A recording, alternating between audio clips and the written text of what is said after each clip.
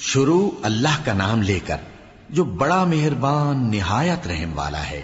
الف لام را، یہ وہ کتاب ہے جس کی آیتیں جچی تلی ہیں۔ پھر یہ کہ اللہ حکیم و خبیر نازل کرنے والے کی طرف سے بتفصیل بیان کی گئی ہیں۔ اس کا پیغام یہ ہے کہ اللہ کے سوا کسی کی عبادت نہ کرو، اور میں اس کی طرف سے تم کو ڈر سنانے والا اور خوشخبری دینے والا ہوں۔ اور یہ کہ اپنے پروردگار سے بخشش مانگو اور اس کے آگے توبہ کرو، وہ تم کو ایک وقت مقرر تک متاع نیک سے بہرہ مند کرے گا اور ہر لائق فضیلت کو اس کی فضیلت دے گا۔ اور اگر روگردانی کرو گے تو مجھے تمہارے بارے میں قیامت کے بڑے دن کے عذاب کا ڈر ہے۔ تم سب کو اللہ کی طرف لوٹ کر جانا ہے اور وہ ہر چیز پر قادر ہے۔ دیکھو، یہ اپنے سینوں کو دوہرا کرتے ہیں تاکہ اللہ سے چھپ جائیں۔ سن رکھو، جس وقت یہ اپنے کپڑوں میں لپٹ رہے ہوتے ہیں تب بھی وہ ان کی چھپی اور کھلی باتوں کو جانتا ہے۔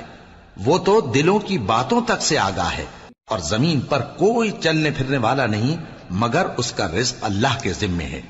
وہ اس کے رہنے کی جگہ کو بھی جانتا ہے اور جہاں سونپا جاتا ہے اسے بھی۔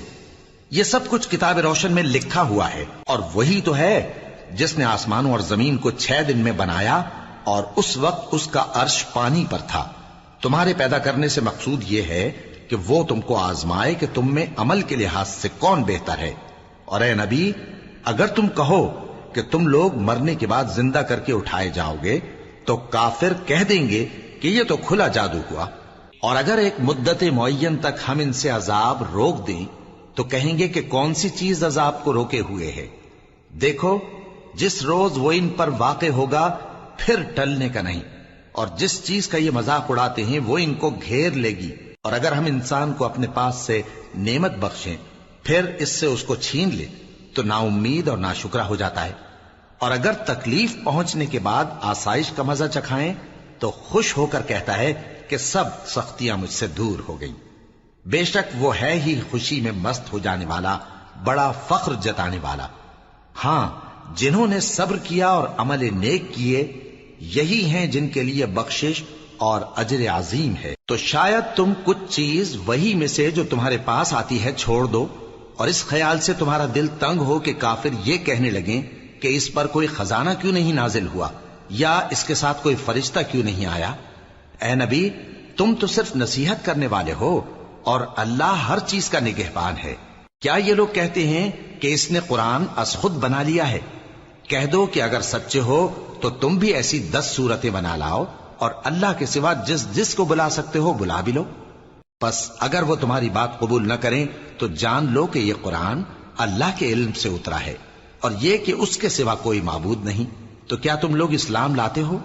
جو لوگ دنیا کی زندگی اور اس کی زیب و زینت کے طالب ہوں، ہم ان کے اعمال کا بدلہ انہیں دنیا ہی میں دے دیتے ہیں، اور اس میں ان کی حق تلفی نہیں کی جاتی۔ یہ وہ لوگ ہیں جن کے لیے آخرت میں آتش جہنم کے سوا اور کچھ نہیں، اور جو عمل انہوں نے دنیا میں کیے سب برباد، اور جو کچھ یہ کرتے رہے سب ضائع ہوا۔ بھلا جو لوگ اپنے پروردگار کی طرف سے دلیل روشن رکھتے ہوں اور ان کے ساتھ ایک آسمانی گواہ بھی اس کی جانب سے ہو، اور اس سے پہلے موسیٰ کی کتاب ہو جو پیشوا اور رحمت ہے، تو کیا وہ قرآن پر ایمان نہیں لائیں گے؟ یہی لوگ تو اس پر ایمان لاتے ہیں، اور جو کوئی اور فرقوں میں سے اس سے منکر ہو تو اس کا ٹھکانہ آگ ہے۔ تو تم اس قرآن سے شک میں نہ ہونا، یہ تمہارے پروردگار کی طرف سے حق ہے، لیکن اکثر لوگ ایمان نہیں لاتے۔ اور اس سے بڑھ کر ظالم کون ہوگا جو اللہ پر جھوٹ باندھے؟ ایسے لوگ اپنے رب کے سامنے پیش کیے جائیں گے اور گواہ کہیں گے کہ یہی لوگ ہیں جنہوں نے اپنے پروردگار پر جھوٹ بولا تھا۔ سن رکھو کہ ظالموں پر اللہ کی لعنت ہے، جو اللہ کے رستے سے روکتے اور اس میں کجی چاہتی ہیں، اور وہ آخرت کا بھی انکار کرتے ہیں۔ یہ لوگ زمین میں کہیں چھپ کر اللہ کو ہرا نہیں سکتے، اور نہ اللہ کے سوا کوئی ان کا حمایتی ہے۔ اے پیغمبر، ان کو دگنا عذاب دیا جائے گا، کیونکہ یہ شدت کفر سے تمہاری بات نہیں سن سکتے تھے اور نہ تم کو دیکھ سکتے تھے۔ یہی ہیں جنہوں نے اپنے آپ کو خسارے میں ڈالا، اور جو کچھ یہ افترا کیا کرتے تھے ان سے جاتا رہا۔ بلا شبہ یہ لوگ آخرت میں سب سے زیادہ نقصان پانے والے ہیں۔ جو لوگ ایمان لائے اور عمل نیک کیے اور اپنے پروردگار کے آگے عاجزی کی، یہی صاحب جنت ہیں، ہمیشہ اس میں رہیں گے۔ دونوں فریقوں یعنی کافر و مومن کی مثال ایسی ہے جیسے ایک اندھا بہرا ہو اور ایک دیکھتا سنتا۔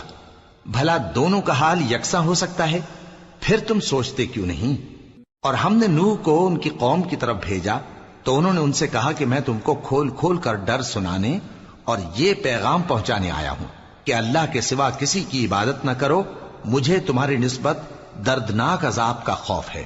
تو ان کی قوم کے سردار جو کافر تھے کہنے لگے کہ ہم تم کو اپنے ہی جیسا ایک آدمی دیکھتے ہیں اور یہ بھی دیکھتے ہیں کہ تمہارے پیرو وہی لوگ ہوئے ہیں